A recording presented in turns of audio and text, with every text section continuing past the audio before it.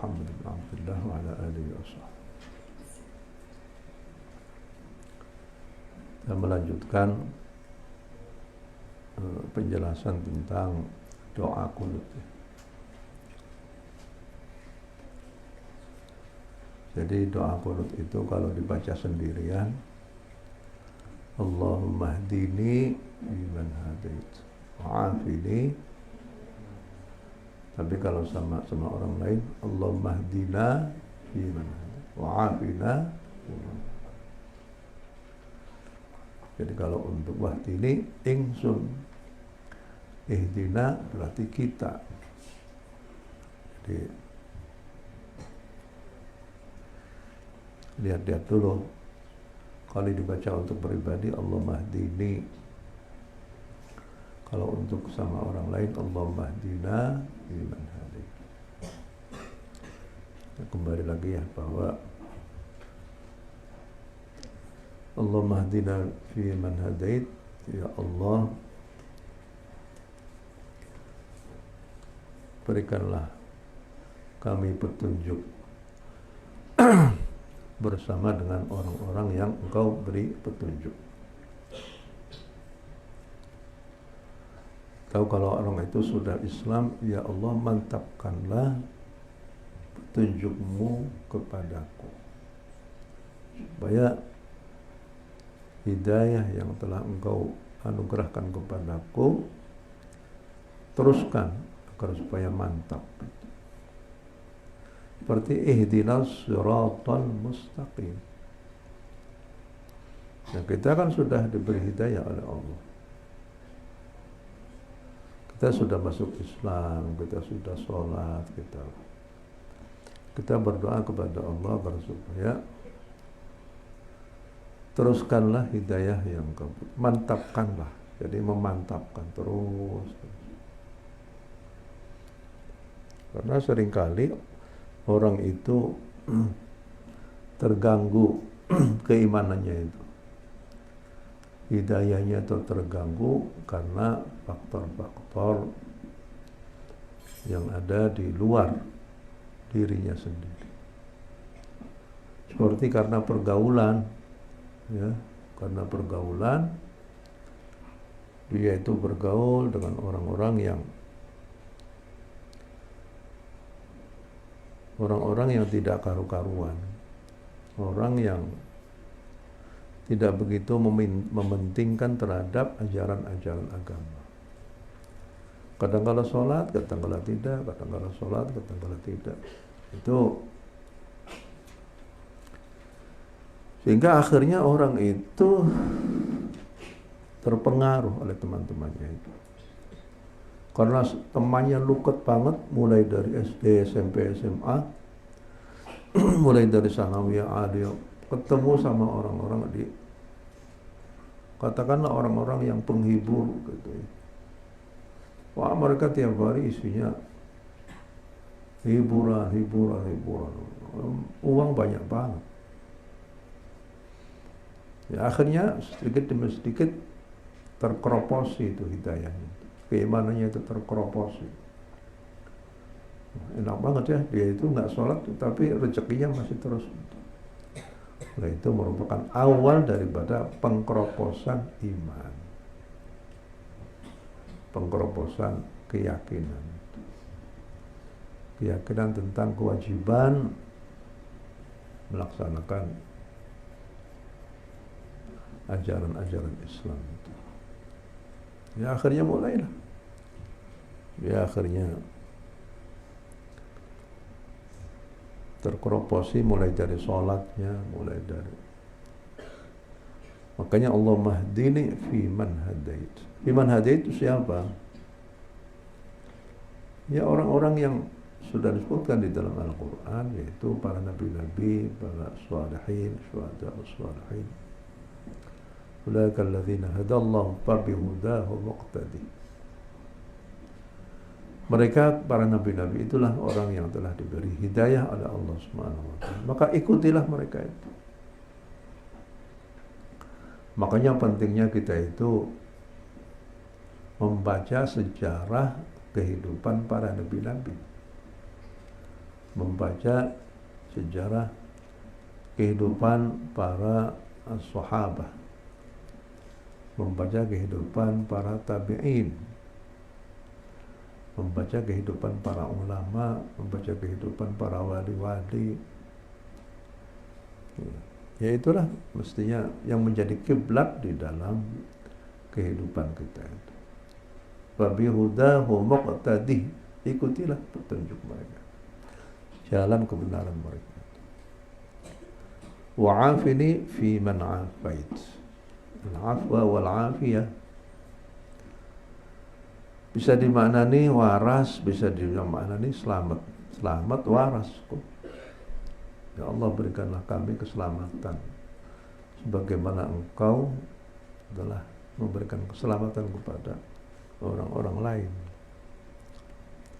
Ataupun berikanlah kami keselamatan ataupun kesehatan. Selamat sama sehat itu sudah satu kenikmatan yang luar biasa. Oleh karena itu di dalam surah Quraisy, alladzi at'amahum min ju'in wa amanahum min khawf. Orang kalau sudah tidak lapar lagi, sudah ada makanan untuk dimakan pada hari itu, kemudian dia merasa aman, sentosa, tenang hidupnya itu. Udah paling enak itu. Makanya Walid kalau jalan-jalan ke kampung itu ya. Ke kampung itu, orang kampung itu enak banget ya. Punya halaman luas. Rumahnya sederhana saja ya. Tapi kelihatannya kok tenang banget itu. Tenang. Makan ya seadanya saja. Kadang-kadang juga sama sekali tidak ke pasar. Ke pasar untuk beli lawan saja. Sudah punya beras, dengan cabai, motik saja. Di belakang rumah ada tempat kolam ikannya, kali tinggal diserok saja. Wah, enak banget. Kehidupannya demikian, bersahaja kehidupan, kan? Enak. Fi man afait. Sekarang ini problematika kehidupan zaman sekarang itu masalah makanan yang ya macam-macam itu. Makanan yang sudah banyak zat-zat kimianya itu. Ya, tidak ada satu makanan sekarang itu yang kecuali ada zat kimianya. Misalnya makan nasi, nasinya dari padi, padinya sudah disemprot dengan semprotan-semprotan yang mengandung kimia itu. Kemudian kita makan buah-buahan, buah-buahannya sudah disemprot dulu.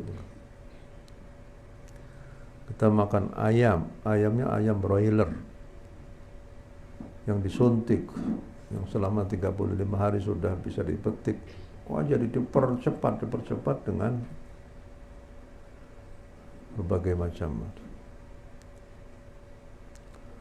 Jadi sekarang itu sudah tidak ada lagi makanan-makanan, kecuali di situ ada zat kimianya itu. Makanya ada beras yang tanpa zat kimia itu mahal. Sekarang saja orang Jepang itu tidak lagi makan asal ikan, tapi ikan yang dari laut dalam. Ya. Orang Jepang yang kaya-kaya itu mereka mencari ikan yang diambil dari laut dalam. Sebab tidak ada zat kimianya. Kalau seandainya makan ikan dari pantai, itu bisa jadi pantai itu sudah tercemar oleh berbagai macam zat-zat kimia. Apalagi di muara itu. Dari misalnya saja. Dari sungai-sungai yang ada di Jakarta itu semuanya itu sudah tercemar semua itu. Tempat pembuangan orang-orang Jakarta itu dari berbagai macam aliran sungai itu mengalirnya sampai menuju ke laut. Nah, di sana masih ada. Wali itu pernah ya berlayar naik sampan menuju ke Pulau Seribu di sana. Ya, ternyata di tengah-tengah pulau laut di Pulau Seribu itu masih banyak plastik itu. Itu menunjukkan bahwa pencemaran itu sudah melebar menuju ke Pulau Seribu, daerah-daerah Pulau Seribu. Ya jadi orang sama sekarang itu gampang sakit, ada stroke, ada darah tinggi dan lain sebagainya. Di antaranya ya mungkin karena apa? Zat-zat yang. Kalau kita lihat Nabi itu, Nabi kita Muhammad SAW itu makanannya tidak banyak. Pernah 3 bulan itu makannya cuma apa? Cuman korma saja tuh, korma beberapa biji, minum air putih, itu aja tuh. Nggak ada zat apa-apa. Ya sekali-kali makan daging, sekali-kali apa. Tapi tidak setiap hari seperti itu. Makanya Nabi itu sehatnya luar biasa. Sehat jasmani dan rohani. Tidak ada dalam hadis Nabi malam-malam tidak bisa tidur, nggak bisa. Nggak ada. Tidak bisa tidur karena karena putak ngurusi apa. Ngurusi umat, ngurusi ini, nggak pernah. Tapi Nabi selalu tidur pada waktunya, bangun pada waktunya. Hatinya tenang, hatinya tentram. Walaupun dalam situasi yang sangat mendebarkan, sangat menegangkan, nggak pernah. Hatinya tenang, jasadnya, badannya juga sehat walafiat. Banyak sehat walafiat. Sehat waras. Selamat. Wa'afini fi man afat wa tawallani fi man tawalla. Ya Allah, berikanlah kami kedekatan denganmu ya Allah. Wa tawallani fi man tawalla. Bersama dengan orang-orang yang dekat denganmu. Kasihanilah kami. Karena waliyun itu artinya orang yang dekat. Kekasih juga. Orang yang dekat, orang yang dikasihi. Ya Allah, kasihanilah aku bersama dengan orang-orang yang Engkau kasihi. Siapa itu orang yang dikasihi itu? Wah, sudah jelaskan. Kalau Allah itu mencintai seseorang, maka Allah itu berkata kepada malaikat Jibril, wahai Jibril, aku mencintai si fulan, maka cintailah dia. Kemudian Jibril itu berkata kepada para malaikat yang lain, wahai para malaikat, ketahuilah bahwa Allah itu telah mencintai si fulan, maka cintailah olehmu si fulan tersebut. Maka Allah mencintai si fulan, Jibril malaikat mencintai si fulan, kemudian masyarakat itu juga, para malaikat itu juga banyak. Kalau sudah begitu bisa dipastikan orang itu dicintai oleh masyarakatnya. Jadi gampang sekali kalau kita ingin tahu apakah orang itu dicintai oleh Allah atau tidak.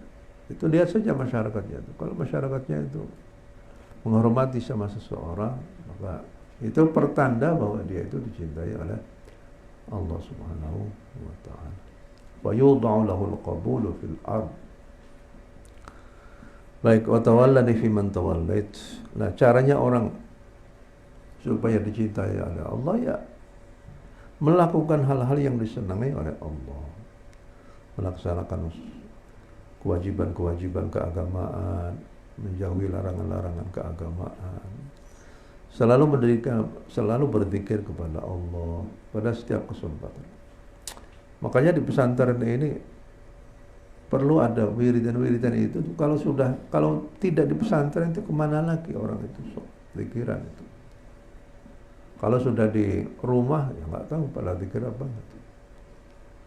Kalau sudah pada pulang ke rumah Apa wiridan habis subuh itu masih diamalkan apa enggak? Kelihatannya nggak begitu diamal, kelihatannya tapi Allah alam. Sebab kalau sudah di rumah itu ya jamaah juga nggak tahu juga. Habis sholat mungkin ya tidur lagi, ya begitu. Makanya di pesantren inilah itu adanya kegiatan seperti ini adalah kalau tidak di pesantren ya kapan lagi kita itu akan berjamaah setiap hari, zikir setiap hari dan lain sebagainya. Wa barik li fi ma a'tait wa tawalla li fi man tawallait wa barik li fi ma a'tait. Ya Allah, berikanlah kami keberkahan. Barik li mugi-mugi aweh keberkahan sapa panjenengan ni ing ingsun fima dalam barang a'tait kang aweh memberikan anugerah kepadaku.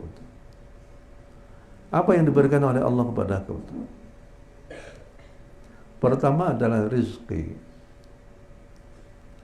Yang kedua adalah umur. Yang ketiga adalah ilmu. Jadi fi ma'ata itu apa? Pertama adalah apa? Rezeki, harta benda. Yang kedua apa? Umur. Yang ketiga apa? Ilmu, pengetahuan. Kalau orang sudah beristri berarti istrinya adalah termasuk rezeki. Kalau orang sudah bersuami, suaminya ada rezeki juga. Kalau diberi anak-anak, ya anak-anak itu juga rezeki juga itu. Ya. Wa barik li fima, ya Allah, berikanlah kami keberkahan. Keberkahan itu apa sih? Banyaknya kebaikan pada sesuatu. Sebab keberkahan itu artinya apa? Banyaknya kebaikan pada sesuatu. Sesuatu itu apa? Ya harta benda, yaitu termasuk rezeki. Umur juga rezeki juga. Ilmu pengetahuan juga rezeki juga. Keluarga itu juga rezeki. Anak-anak itu juga rezeki juga. Pokoknya apa pemberian Allah itu adalah, semua pemberian Allah itu adalah merupakan apa? Rezeki. Ya Allah, berikanlah kami keberkahan terhadap rezeki yang telah Engkau limpahkan kepadaku. Kalau rezekinya itu berupa harta benda, maka harta bendanya dibelanjakan untuk hal-hal yang halal. Dan kalau seandainya kita itu memakan dari harta yang halal, maka energi yang kita hasilkan dari makanan yang halal akan membuahkan amalan-amalan yang soleh. Kalau kita ingin amal kita itu soleh, maka rezeki yang kita dapatkan hendaklah rezeki yang halal. Kalau seandainya kita mendapatkan rezeki yang halal dan dengan rezeki yang halal itulah kita makan, maka energi, tenaga yang kita hasilkan dari rezeki yang halal itu akan membuahkan amalan-amalan yang soleh. Ninggangi baikku wakal ibadah, ninggangi baik akhirnya wakal sholat. Ini akhirnya wakal ngaji, wakal ya begitu itu. Tapi kalau seandainya orang itu sudah tidak mau ngaji, apalagi tidak mau sholat, itu berarti ada apa-apa itu. Perlu dicurigai. Apakah uang yang diberikan dari orang tua itu tidak begitu halal, ataupun juga karena dia itu terpengaruh oleh teman-temannya sendiri. Pokoknya begitulah. Wa barik li fi ma a'tait. Kalau seandainya umurnya berkah. Umurnya mungkin nggak begitu panjang, tapi diisi dengan berbagai macam ibadah. Itu namanya keberkahan di dalam umur. Ilmunya berkah. Mungkin ilmunya tidak begitu banyak, tapi dia mengamalkan dengan ilmu-ilmu tersebut. Ya. Apa yang dia dapatkan, dia amalkan. Bukan ilmu itu mulai dari otak, masuk ke dalam hati, kemudian ditadabburi, dihayati, kemudian dia mengamalkan ilmu itu. Jadi banyak orang-orang yang ilmunya tidak begitu banyak, tapi begitu dicintai oleh masyarakatnya. karena dia betul-betul menghayati ilmunya dan mengamalkan di dalam kehidupan sehari-hari, menghormati orang lain, ya, selalu membantu orang lain, ya, menasihati pada orang lain, dan lain sebagainya, dan lain sebagainya. Umurnya berkah, ilmunya berkah. Kalau punya anak, anaknya juga bagus-bagus, ya, keluarganya juga bagus-bagus. Keluarganya masuk ke dalam samara. Samara itu apa tuh? Sakinah, mawaddah, warahmah. Yaitu kalau seandainya ada satu keluarga yang sudah samara itu berarti dia itu telah mendapatkan apa? Keberkahan daripada keluarganya itu. Wassallallahu ala sayyidina Muhammad. Alhamdulillah.